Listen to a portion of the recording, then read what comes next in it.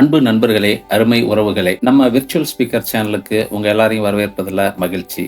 நான் உங்கள் அன்பன் ராஜன். இன்றைய வீடியோல வயதான பெற்றோர்கள் கடைபிடிக்க வேண்டிய 10 முக்கியமான விஷயங்கள் அப்படிங்கிற தலைப்புல பயனுள்ள தகவல்களை பகிர போறோம். இந்த தகவல் உங்களுக்கும் உங்க வீட்டுல உள்ள பெரியவங்களுக்கும் பயனுள்ளதா இருக்கும். அவங்களோடையும் இந்த வீடியோவை பகிர்ந்துக்குங்க. நம்ம இளம் வயதுல ஓடி ஆடி வேலை செய்யும் போது நல்லது கெட்டது எல்லாத்தையும் பார்த்து ஒரு காலகட்டத்துல வயசானதும் இளமை மறைந்து முதுமை தொடங்கும் போது வாழ்க்கையோட இறுதி கட்ட ஆரம்பிச்சிருச்சுன்னு நம்ப ஆரம்பிக்கிறாங்க. அதுக்காக பயப்படவும் செய்யறாங்க. ஆனா அதுவும் வாழ்க்கையோட ஒரு அழகான பயணம் தாங்கிறது அப்ப யாருக்கும் தெரியுது இல்ல. நம்ம பலருக்கும் வயசாயிடுச்சுன்னா இனிமே நமக்கு என்ன பெருசா அப்படின்னு ஒரு அலட்சியமான எண்ணம் இருக்குது. அந்த அலட்சியமான எண்ணம் படிப்படியா வந்து மனசுல கவலையையும் கூடவே தனிமையையும் உருவாக்குது. இப்படித்தான் பல பேர் தங்க மனசுல பலவிதமான யோசனைகளை வச்சுக்கிட்டு என் மகன் என் மருமக எங்களை சரியா கவனிக்கிறது இல்ல அப்படின்னும், சிலர் பணத்தை கொடுத்துட்டு யாராவது ஒருத்தர்கிட்ட ஒப்படைச்சிட்டு போயிடுறாங்கன்னு, இன்னும் பலர் நம்ம யாரையும் நம்பி வாழக்கூடாதுன்னு வைராக்கியம் காட்டி ஏமாற்றம் அடைகிறாங்க. இன்னும் நிறைய பேர் நல்ல யோசனைகளை மனசுல வச்சுக்கிட்டு நம்ம நிலைமையை யாருக்கிட்ட எடுத்து சொல்றதுன்னு தெரியாம யாருக்கிட்டையும் சொல்லாம வாழ்றவங்க தான் இன்னைக்கு சமுதாயத்துல நிறைய பேர் இருக்காங்க. இந்த 10 விஷயங்கள் உங்களுக்கும் உங்க வீட்டுல உள்ள பெரியவங்களுக்கும் ஒரு மாற்றத்தையோ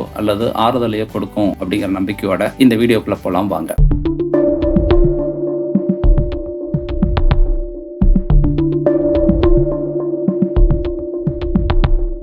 1. உடல் நலம் பராமரிக்க வேண்டும். வயதாகிருச்சினாலே உடல் நலம் தான் முதன்மையான செல்வம். தினமும் சில நிமிடங்கள் நடைபயிற்சி செய்யுங்க. நல்ல ஆரோக்கியமான உணவை எடுத்துக்கிங்க. உங்க மருத்துவரோட ஆலோசனைகளை தவறாமல் பின்பற்றுங்க. அது உங்களோட ஒவ்வொரு நாளையும் புத்துணர்ச்சியுடன் வாழ உதவி செய்யும். 2. தன்னம்பிக்கையை வளர்த்து கொள்ள வேண்டும். வயசுங்கிறது ஒரு முடிவல்ல, அது ஒரு எண்ணிக்கை மட்டுமே. மனசு எப்பவுமே இளமதாங்க, அதுக்கு முதுமையெல்லாம் கிடையாது. நீங்க கடந்து வந்த வாழ்க்கை அனுபவங்கள் இன்னும் பலருக்கு நல்ல வழிகளை காட்டலாம். நம்பிக்கையோட இருங்க. இன்னைக்கு இருக்க இளைஞர்களோட நீங்க பேசும்போது உலக நடப்புகள் நீங்க இன்னும் நிறைய கத்துக்க முடியும். அப்படி நீங்க கத்துக்கும் போதுதான் வாழ்க்கையை ரொம்பவும் தன்னம்பிக்கையோட எதிர்கொள்வீங்க.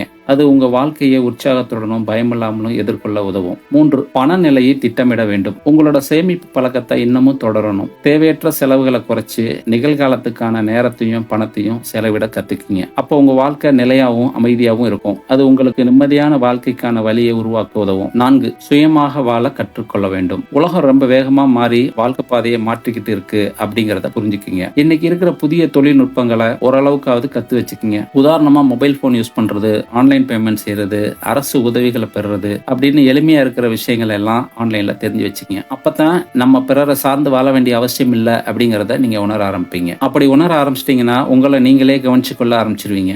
அது நீங்க மற்றவர்களை எதிர்பார்க்காம தன்னம்பிக்கையோடையும் தைரியத்தோடையும் வாழ உதவும். 5. குடும்ப உறவுகளை பேணி காக்க வேண்டும். ஒரு குடும்பமாக வாழ உங்க குடும்ப உறவுகளை பேணுங்க. அன்பு, பொறுமை, நட்பு இதெல்லாம் உங்க உறவை இன்னும் வலுப்படுத்தும். உங்க வீட்டுல இருக்கக்கூடிய குழந்தைகளோடையும் உங்க குடும்பத்தாரோடையும் நேரத்தை செலவிடுங்க. அதனால மனசுக்கு ரொம்ப அமைதி கிடைக்கும், கூடவே மனமகிழ்ச்சியும் கிடைக்கும். அது உங்க உறவுகளை மேலும் வலுப்படுத்தி நீங்க மகிழ்ச்சியா வாழ உதவும். 6. புதிய முயற்சிகளை முயற்சிக்க வேண்டும். உங்க மூளையை ஆக்டிவேட் செய்ய புதுசா ஏதாவது ஒரு விஷயங்களை கத்துக்குங்க. ஒரு உதாரணத்துக்கு உங்க வாழ்க்கையை இனிமையாக்கக்கூடிய எழுத்து பயிற்சியா இருக்கலாம், ஒரு கைவினை பொருட்கள் தயாரிக்கக்கூடியதா இருக்கலாம், உடல் சோர்வடையாத வகையில ஏதாவது ஒரு புது கலையை கத்துக்கிறதா இருக்கலாம். அது வாழ்க்கையை சிறப்பா அனுபவிச்சு நீங்க வாழ்றீங்க அப்படிங்கிற சந்தோஷத்துக்கு உதவும். 7. மனநிலையை சமநிலையில் வைத்துக் கொள்ள வேண்டும். உங்க மனசுல நல்ல சிந்தனைகளை வளர்த்துக்கீங்க. உங்களோட மனநிலையை எப்பவும் சமநிலையிலே வச்சுக்கிட்டு நிம்மதியா இருங்க. யோகா, தியானம் போன்றவற்றை தினமும் செஞ்சீங்கன்னா அது உங்க மனசு அமைதியா இருக்கிறதுக்கு துணையா நிற்கும். அது நீங்க நிம்மதியாகவும் மகிழ்ச்சியாகவும் இருக்க உங்களுக்கு உதவும்.